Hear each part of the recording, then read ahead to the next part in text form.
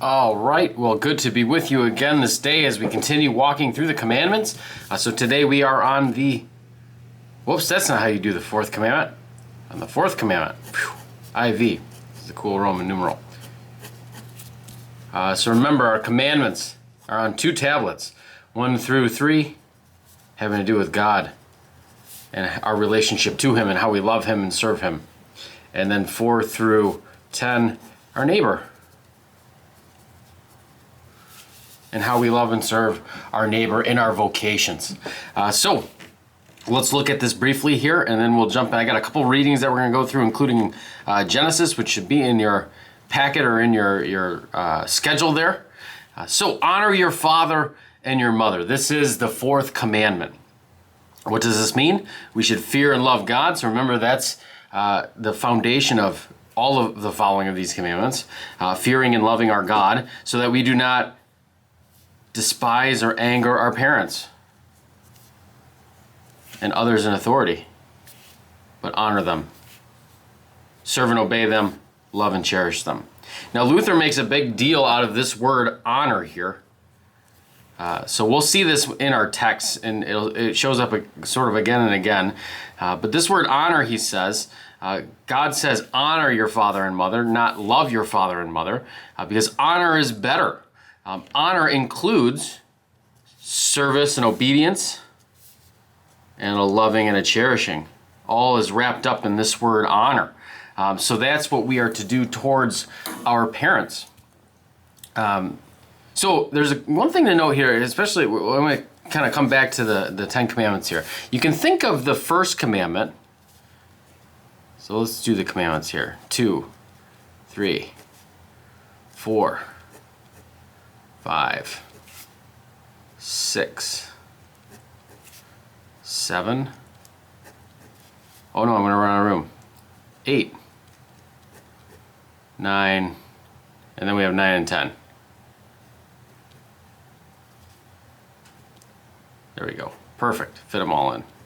You can kind of think of this like the first commandment kind of is bigger than all the commandments, because this is the one that has to do with God Himself. Right, so it kind of encapsulates all of them, like that maybe. And then flowing from the first commandment, we have the second commandment and the third commandment. And then you have a big commandment also that governs the second table of the law too, and that is the 4th commandment. So the 4th commandment, within the under the umbrella of the first commandment, encapsulates how we do everything. So I suppose it should go on there. From murder and adultery and theft and reputation and coveting, all of them fall underneath this, the 4th commandment, and they kind of flow and spring out of it. So that's maybe a way to understand how the commandments all are working or operating together, and how they are all united. They're not individual things. So usually you'll find if you break one commandment, say, what's that one? The 6th commandment is adultery. You're also breaking the first. But also, if, say there's some impropriety as a young person, 2 young people or whatever, and they like each other, well, you're also not listening to your parents who said this is not a good way for you to live your life, right? And you can do this kind of all through this. And a neat thing that you can do also is look at the news and ask which commandments are going on here. And so if there's anything with the government, you're talking about the 4th commandment and also the first. Rioting and all the stuff going on right now, that's 4th commandment. That's 5th commandment, because there's been bodily harm and death associated with this too. It also has to do with property and coveting and reputation. So you kind of see how all these commandments start all working together, and how they give us a very good picture of the world, right? So this is honor your father and your mother, the commandment from which the second table of the law springs. And let's dig into some texts here. We'll put a little context. So the first one I'd like to look at is Ephesians 6. And this is a direct quote of this commandment. Children, says the Apostle Paul, obey your parents in the Lord, for this is right. Honor your father and your mother. For this is the first commandment with a promise. And that's kind of a neat thing about this commandment. Here's the promise that comes with this commandment, that it may go well with you and that you may live long in the land. And then, of course, the contrast to that is, fathers, do not provoke your children to anger, but bring them up in the discipline and instruction of the Lord. Now, one of the things I think that is important to talk about here with this is, just because you're told to honor your father and your mother does not mean that all fathers are good.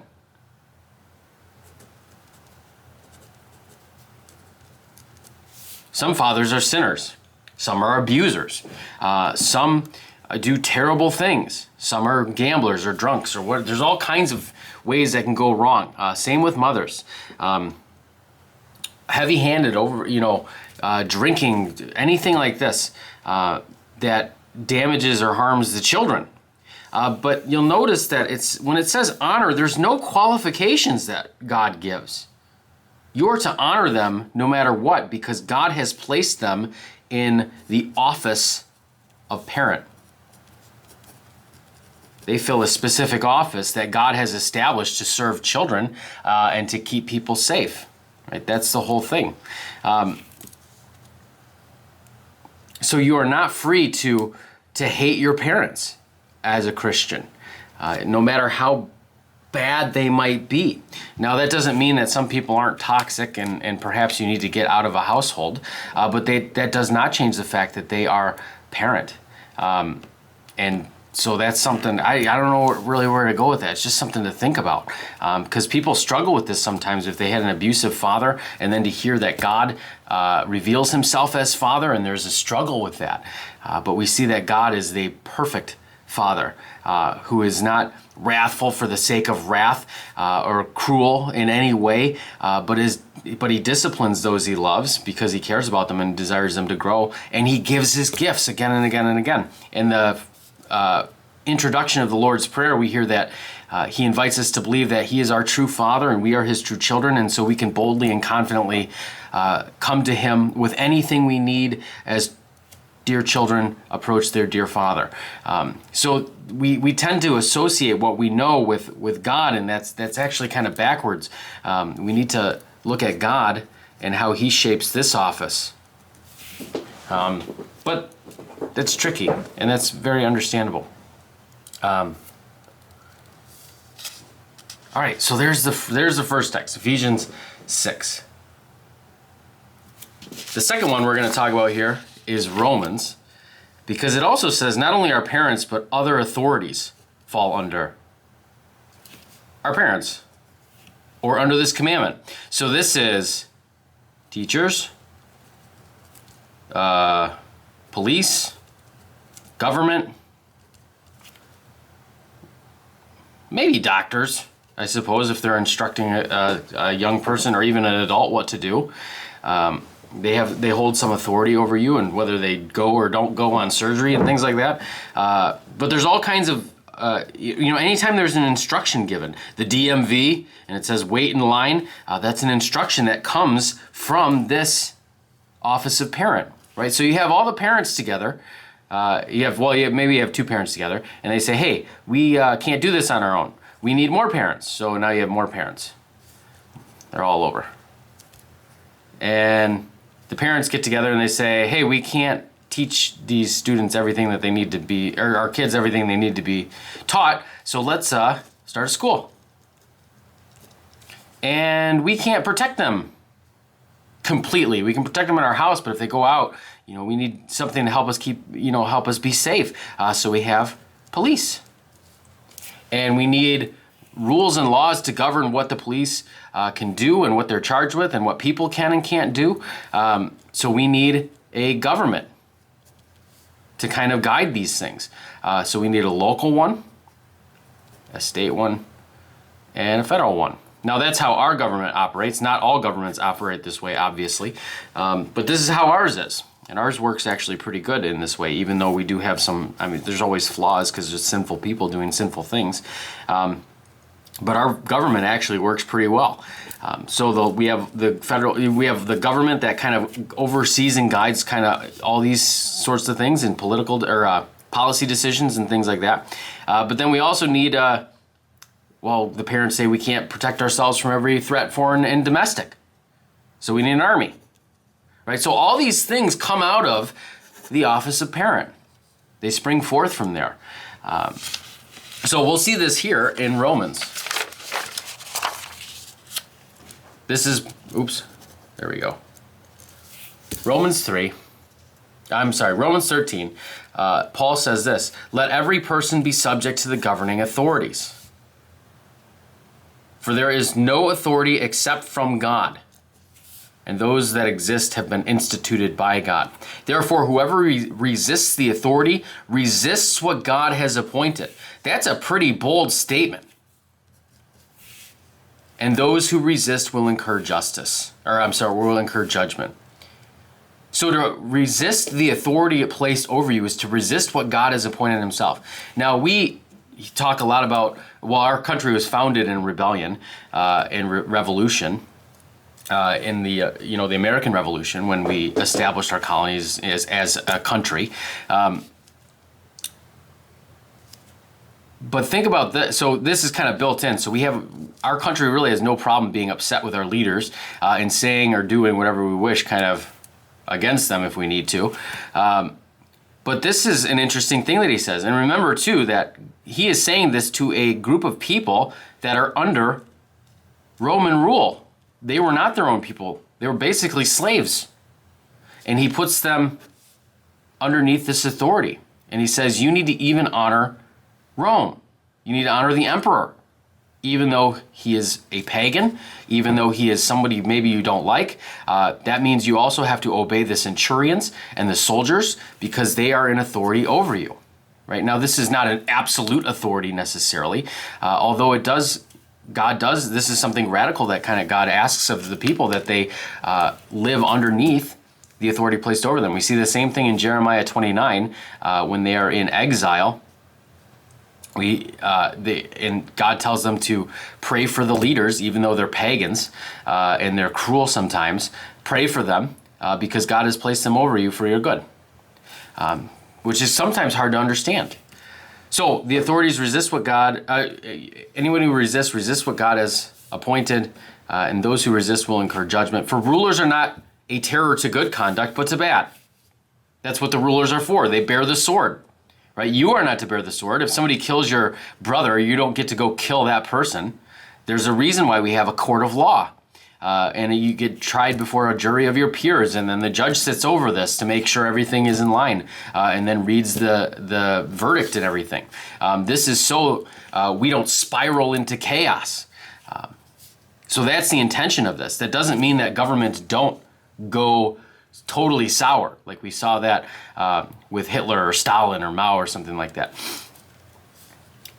Would you have no fear of the one who is in authority? That means, yes, you should be afraid. But if you do good, then you don't need to be afraid. You will receive approval, for he is God's servant for your good. There it is again. But if you do wrong, be afraid. For he does not bear the sword in vain. For he is a servant of God, an avenger who carries out God's wrath on the wrongdoer.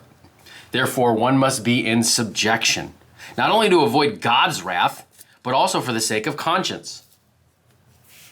For because of this, you also pay taxes. For the authorities are ministers of God, attending to this very thing. Pay to all what is owed to them. Taxes to whom taxes are owed. Revenue to whom revenue is owed. Respect to whom respect is owed. Honor to whom honor is owed. Right, we are coming up on a tough election, and we've gone through a couple difficult months here with the pandemic. And this is nice currently because we have a Republican president and a Democrat governor of our state here in Michigan. So I don't have to make it doesn't sound like I don't have to choose sides here. Everybody needs to repent. If you don't like the president, repent. You owe him respect and honor. even though you disagree with them, and vote, because you can vote and assert your disapproval. And if you don't like Governor Whitmer, repent, because these people God has placed in office, they are owed respect and honor because of this commandment. So we pay our taxes, we give our revenue that as needed or required, and we respect those who are placed in office above us and honor those who are placed in office. Right? So this is a tough one for people to swallow, but it's very, very important that we understand this. You are not free to slander, to hate, to despise, to revile anybody placed in office or in a position of authority over you. You're just not. Repent. So this is something that I've seen quite a bit driving around. Well, I've seen all kinds of stuff, both conservative and liberal. I saw a conservative sign with some strong language on it that I did not appreciate. And then also I found I remember what it was. It was "My governor is an idiot" sign in somebody's front yard. That is not an okay thing to say.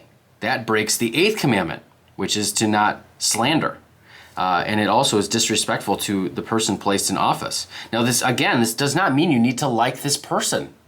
But you do need to respect their authority because they're placed in that office. And then you can vote and you can write letters to your congressman. But complaining about it on Facebook or Twitter, placing signs like that in your front yard, these are not okay things to do. And the same thing goes the other direction when the liberals talk about whatever, President Trump as the orange man, or however things like that get said. That he's a liar, that he's racist, and all these things. These are not acceptable things to be saying about not only another human being, but one who has been placed in authority over us. Because God has placed him in that authority, or in that office. So this is a tough thing to kind of wrap our heads around. But so that you can kind of see how this goes, not just from the parents, but all the way up to the government. Teachers too, like if you're a student and you don't really, I got a teacher that I can't stand. He's always picking on me or says things that I don't like. Who cares? You have to respect this person, because you owe respect to whom respect is owed, and honor to whom honor is owed.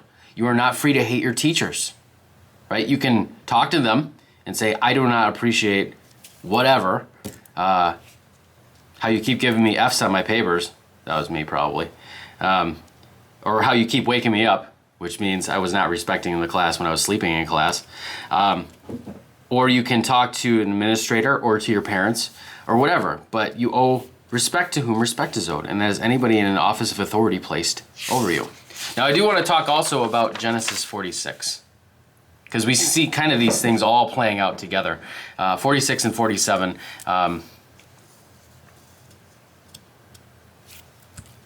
And this is our reading that goes along with the Fourth Commandment in our workbook, our Catechesis workbook stuff. So let's read through it. Then Joseph prepared his chariot and went up to meet Israel, his father, in Goshen.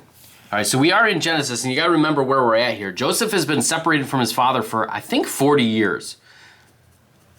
Because remember, his brothers wanted to kill him, and then instead of killing him, they threw him in a pit, and they tore his Technicolor dream coat, and they dipped it in animal's blood, and they gave it to Dad. They gave it to Israel, who is also named Jacob.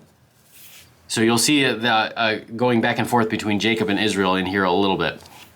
But Jacob and Israel are the same person. So they give it to Israel, and so he thinks his favorite son is dead for all of these years. But in the meanwhile, Joseph has gone from slavery in the bottom, even deeper into prison, and now has ascended all the way to the right hand of Pharaoh himself. And this is an interesting thing that happens here. So he presented himself to Jacob, and he fell on his neck, and he wept on his neck a good while. Now, just as an aside, just so you know, this is one of my favorite texts in the whole world. because of this right here. You know, this is a little aside from our conversation about authority, but this is type and shadow what's happening right here.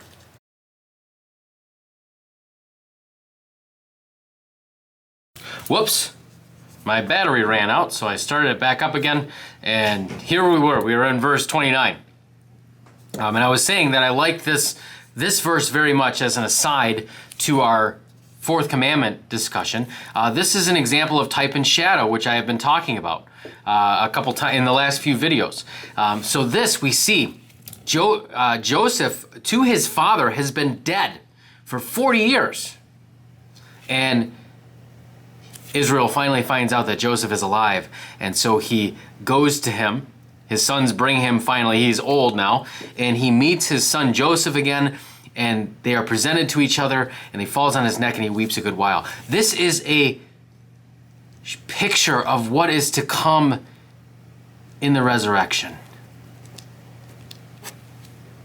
This will be a good day when we find all of our loved ones no longer dead, but alive forevermore. Those who rested in Christ.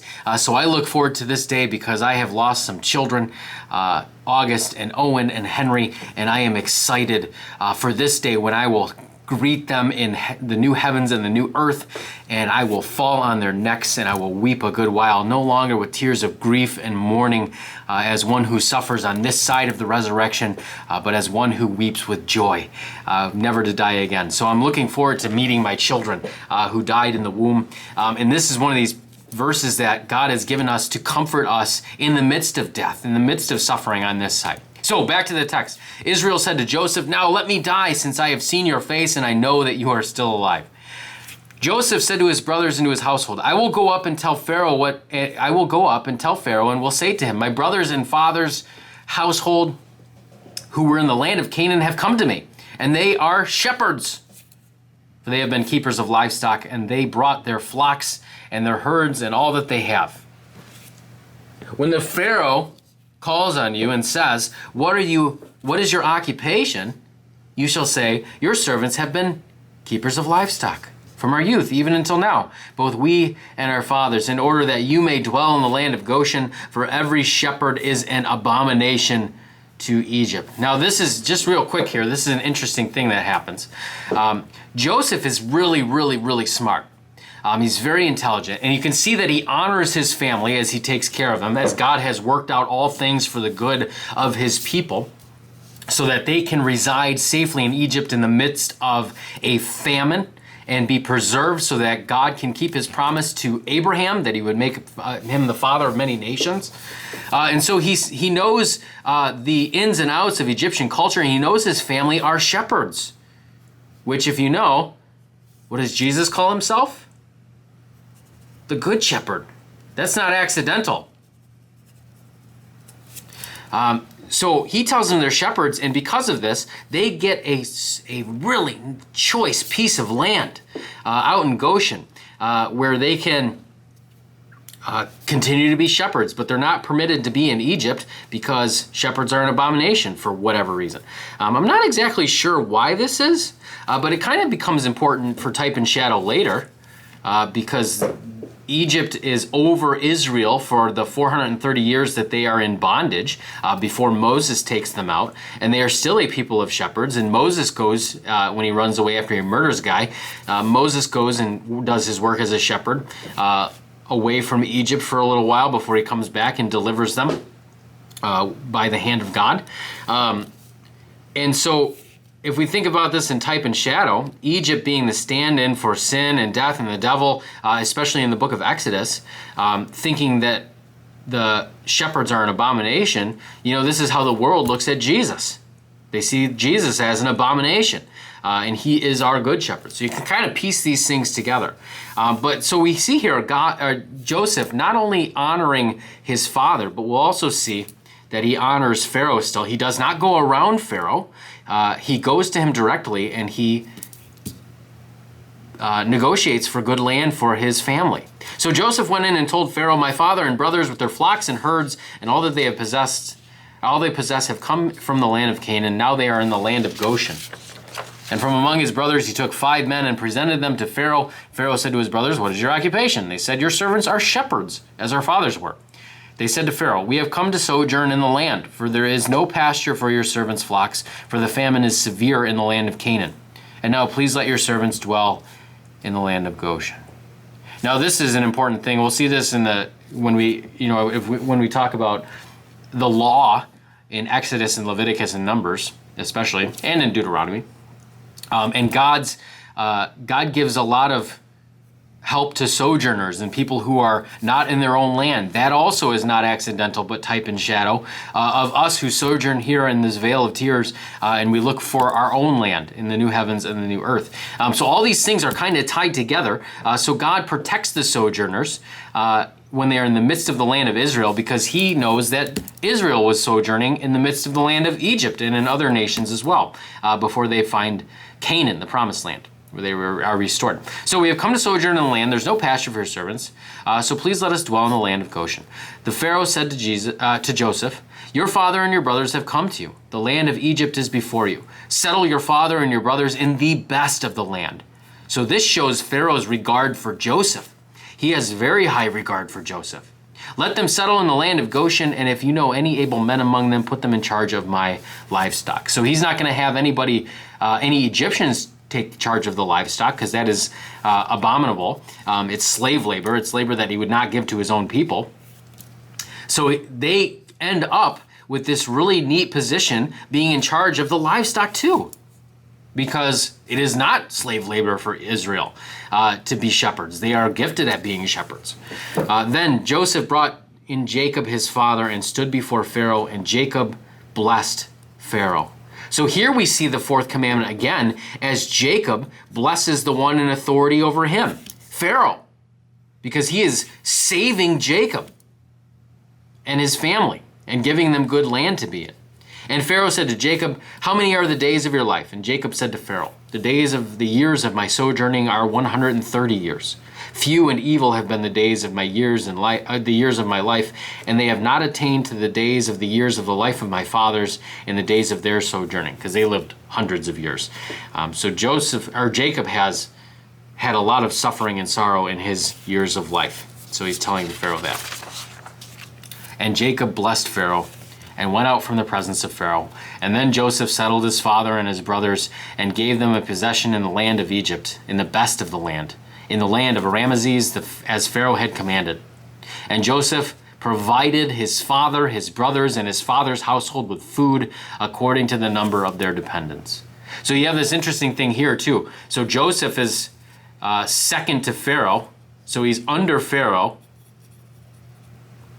He's also under Jacob, sort of, but he's also over Jacob because he is second to Pharaoh, which is neat. So you kind of have all this inner working of the fourth commandment here, with authority of Jacob as father over Joseph, and Joseph underneath Pharaoh, who is ruler and gives the land to Jacob. So you have this kind of neat, weird circular thing going on. But all of this, we see a good honoring and keeping of the fourth commandment here, to honor your father and mother and all those in authority over you. And because they keep this commandment, Joseph and his family, they are blessed. And the days of Joseph are long on the earth. But then, of course, we'll see as they go downhill into slavery, because they end up with a Pharaoh who does not remember Joseph. And that is a bad day. However, it sets up the story of God delivering his people in the Exodus. So that'll wrap up, at least for the fourth commandment today, that we honor our father and mother. What does this mean? We should fear and love God so that we do not despise or anger our parents and other authorities, but honor them, serve and obey them, love and cherish them. All right, that's all. So as you go about your day, do not be afraid. Be at peace. Love you guys.